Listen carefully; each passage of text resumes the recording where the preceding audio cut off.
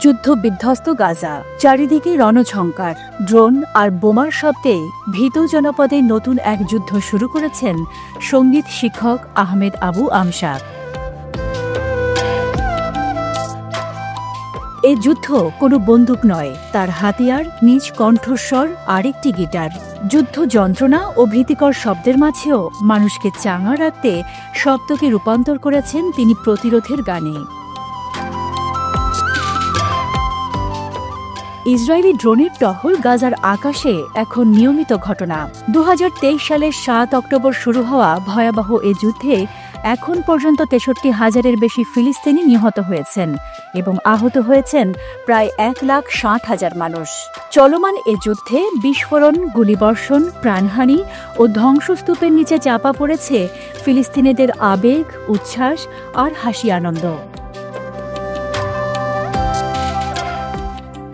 গাজার আকাশে ভেসে বেড়ানো ইসরায়েলি ড্রোন বহুদিন ধরে কেবল নজরদারি নয়, ভীতিকর শব্দে মানুষকে আতঙ্কিত করে রাখারও এক হাতিয়ার। 2022 সালে সেভ দ্য চিলড্রেনের এক প্রতিবেদনে বলা হয়, দীর্ঘদিনের অবরোধ ও যুদ্ধাবস্থার কারণে গাজায় প্রতি 5 জন শিশুর মধ্যে 4 জনই হতাশা, দুঃখ এবং ভয়ভীতির মধ্যে বেড়ে উঠছে। এই অবস্থায় সঙ্গীত শিল্পী আহমেদ আবু আমশা এক অভিনব পথ বেছে নিয়েছেন। তিনি শিশুদের শেখাচ্ছেন যুদ্ধের যন্ত্রণা থেকে জন্ম নেওয়া ড্রোনের বিরক্তিকর শব্দকে কিভাবে গানে রূপান্তর করতে হয়। আবু আমশার ভাষায়, আমরা যা ভুগি, যা দেখি, সেখান থেকেই এই ভাবনা এসেছে। শিশুরা প্রায়ই বলে, স্যার আমরা এই শব্দে বিরক্ত। আমি তখন বলি, না, এর সঙ্গেই আমাদের গাইতে হবে। আবু আমশা বলছেন, তার শিক্ষার্থীরা প্রায়ই ড্রোনের কর্কশ শব্দের সঙ্গে তাল মিলিয়ে গান করে এবং তা ভিডিও করে ইনস্টাগ্রামে ছড়িয়ে দেয়।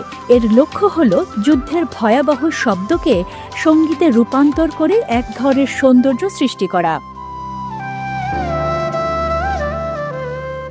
আল জাজিরার সাংবাদিক আল খলিলির ভাষায়, এসব ভিডিও আসলে কোনো সঙ্গীত চর্চা নয়, বরং প্রতিরোধ। যেন নজরদারি ও ভয় দেখানোর জন্য তৈরি একটি যন্ত্র মানুষের জীবনের সংজ্ঞা নির্ধারণ করতে না পারে। প্রতিরোধের এই সঙ্গীত একদিন ফিলিস্তিনিদের মুক্তির পতাকা ওড়াবে, এই বিশ্বাস যুদ্ধবিধ্বস্ত জনপদের সকল মানুষের। পতাকা সারথি, বাংলাদেশ।